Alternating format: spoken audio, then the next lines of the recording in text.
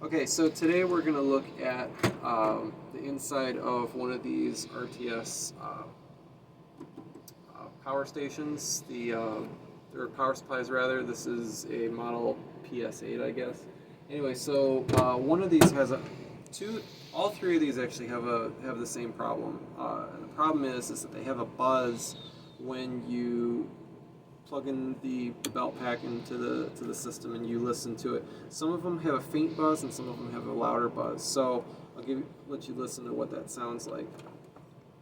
So that's the buzz.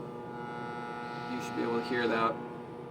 Some of them are fainter than others. I mean, that would blow your eardrums out if you were wearing that. But anyway, so what the problem is if you open up inside here, you can see that there's the transformer and all the various other components that make this thing work, but this is a smoothing capacitor. This capacitor takes the power from the transformer and then it goes through the diodes over here and then it goes through this capacitor, and this is what cleans up the ripple from the AC to the DC. Anyway, so this is a big component and you can see that it's kind of loose. It can move around pretty good even though it's got a zip tie on it to strap it down. But if you look on the underside here, there's two solder joints here and here that connect this to the board.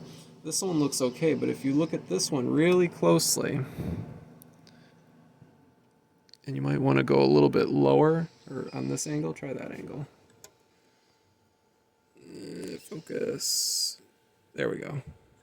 You should be able to see that little bit of motion right there. That's actually what's causing the capacitor to go out of circuit, and then the thing starts to buzz like this. Now if I move it in, you'll notice that the LED will actually become dim when it's buzzing like this, but if we actually move the capacitor in a better position, the LED will get brighter and the buzz will go away.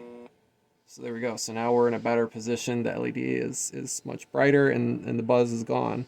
We'll put it in a bad position and it'll do the same thing.